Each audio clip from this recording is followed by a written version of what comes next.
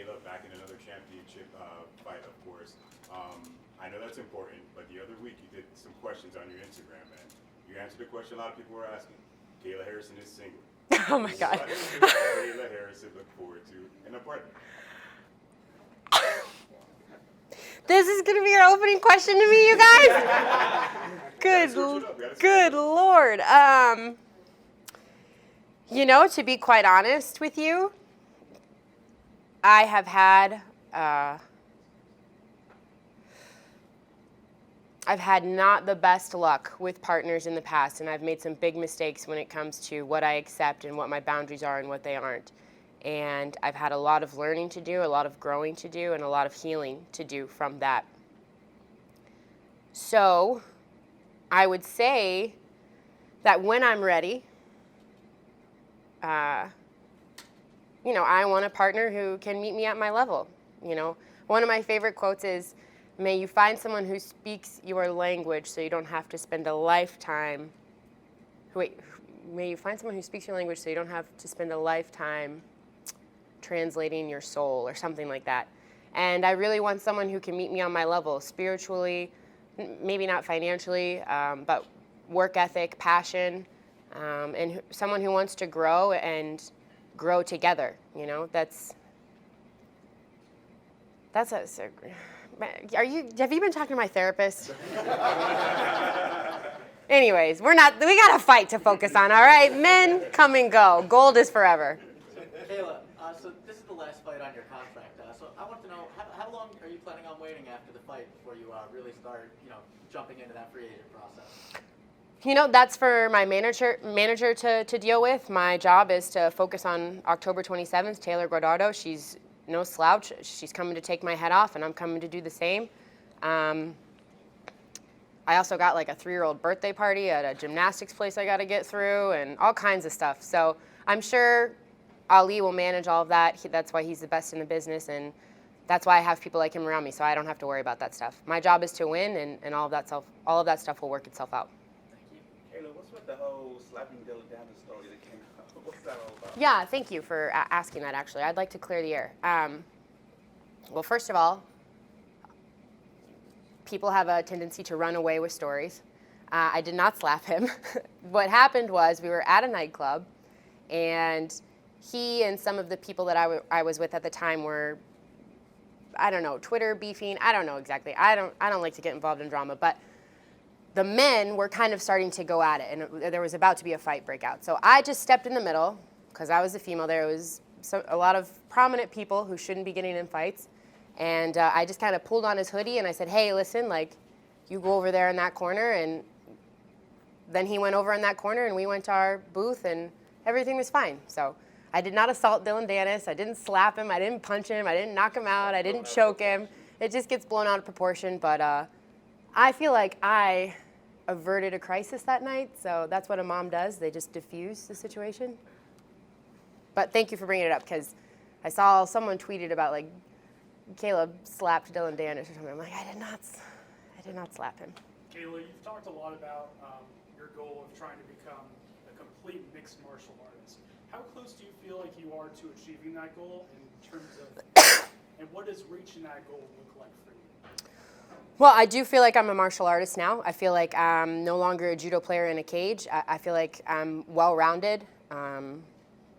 I've worked really hard for the last 3.5 years to get to that point. I've trained with the best of the best. I haven't taken any shortcuts. I haven't skipped any days, and I have the confidence and self-belief now to know that I'm prepared wherever the fight goes. Having said that, why mess with success? You know, if they can't stop it, if it ain't broke, don't fix it. Everyone knows I'm the best grappler in the world, and good luck trying to stop me. So until I run into that immovable object, I'm just going to keep blast doubling girls, taking them down, and finishing the fight with ease. But what was the second part of the question?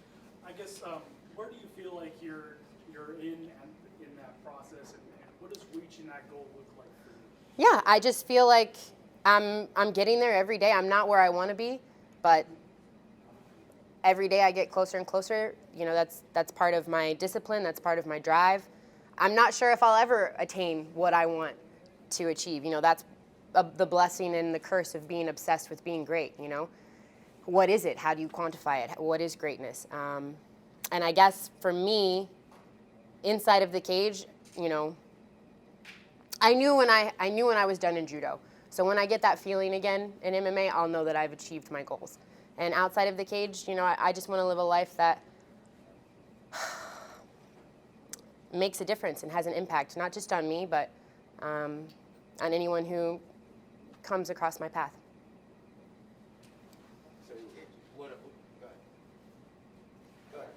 We're over here, got you. So, as you know, as this fight is your last fight of your contract, and there's so many opportunities and options for you, what are the options and the chance that we could also see you in the square circle, not square circle, in the ring, in AEW? Oh my gosh. I mean, I'll never say never, because I did say I would never do MMA, and look at me now, eating those words pretty harshly. But listen, I do real fighting. I'm a real fighter. It's not scripted. I get in there and I do it for real. This whole wrestling, like, it just would be too easy. It would be too easy for me, in my opinion. Like, I would beat up the men on the wrestling roster. Like, no joke. Have you seen some of those guys? Like, look at like Jericho.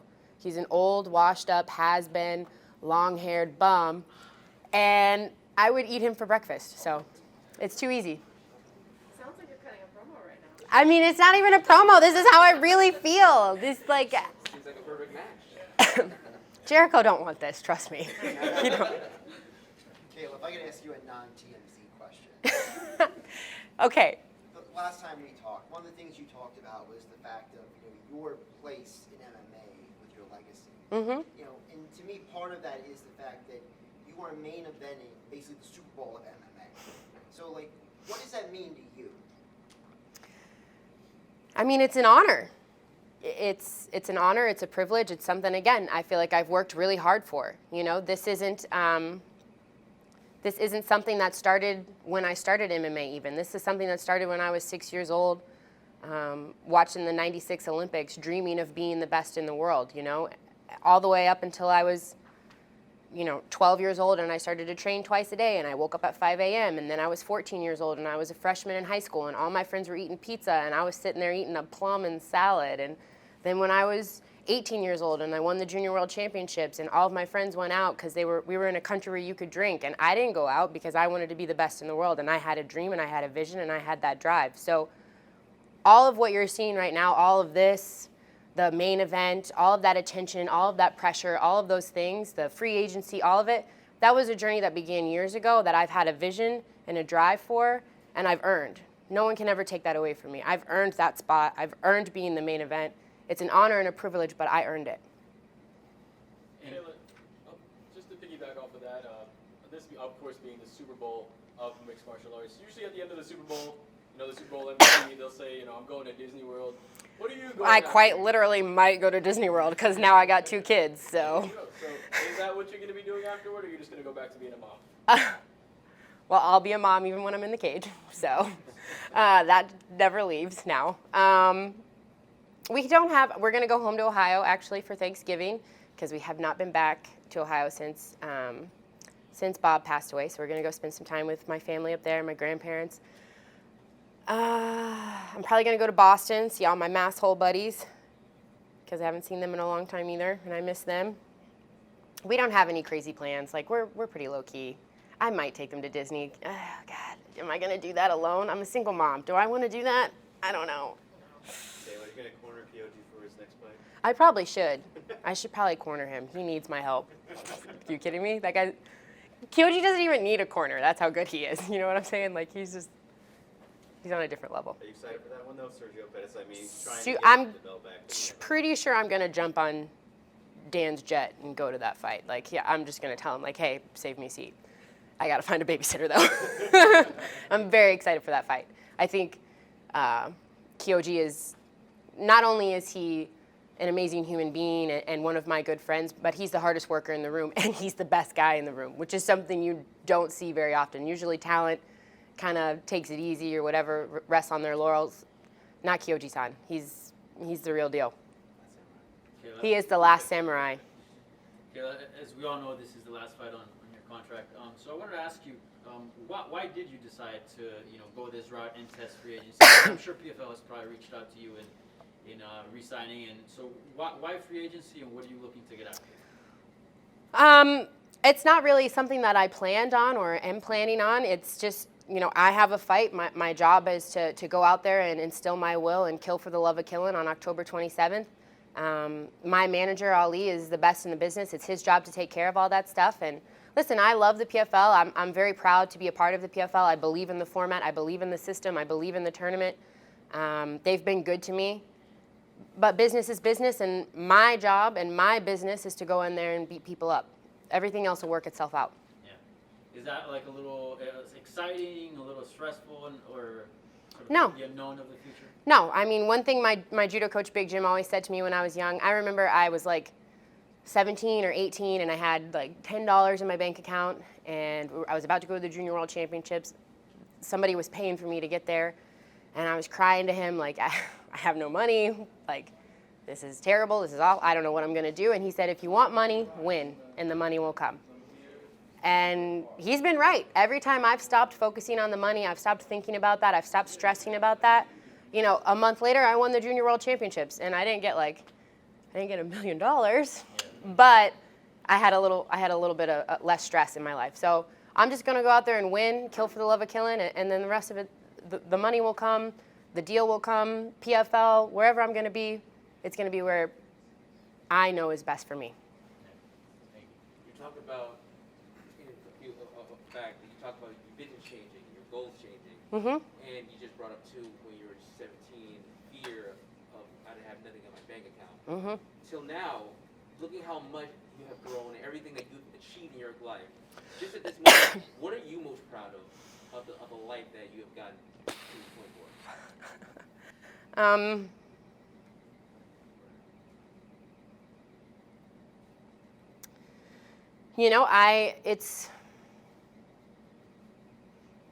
I think it's safe to say that I've had a pretty hard life.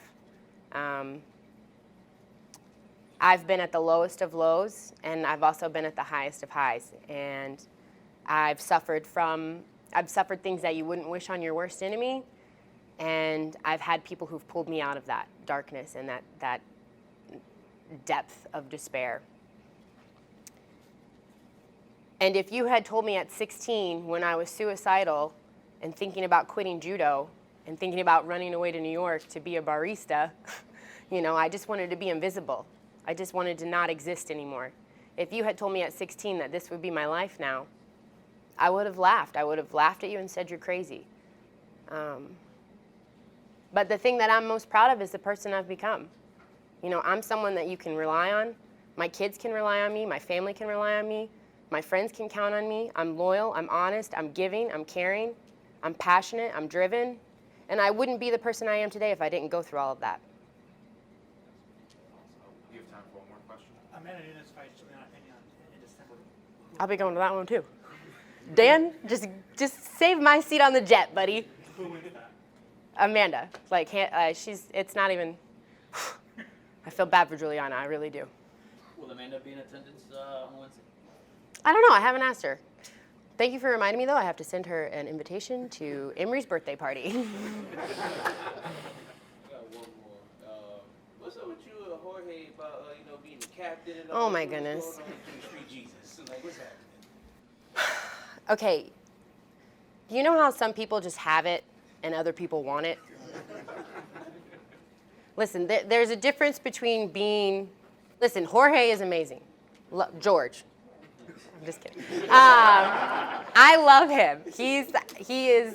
He comes into the room and he makes me feel better. He comes in there, we start talking shit to each other, and then I train harder because I want to kind of impress George. He's the veteran of the gym. I'm going to troll here a little bit. I consider him the team mascot, and I'm the team captain. There's a difference. One is a leader, one is a mascot.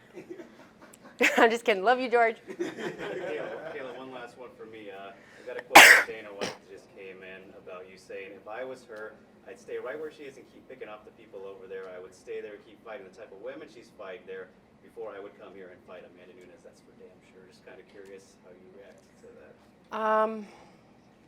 thanks for the advice, Uncle Dana. Appreciate you. I mean, I don't, you know, we haven't, I've met the guy one time and it was a super awkward, like weird, as a story for another time. But again, my job is to focus on October 27th. I really don't care what other people have to say about me or my career or my choices or my options. I'm going to do what's best for me, and that's it. It's kind of weird to hear that, though, from a promoter like him. No, because that's what he does. Like, that's his job, is to, I'm going to talk about how I'm the greatest of all time, and he's going to talk about how, well, calm down. No, you're not. Like, that's everybody's, that's what, this is a game. This is a business. And the difference is, I really am going to be the greatest of all time. So he's going to see. As for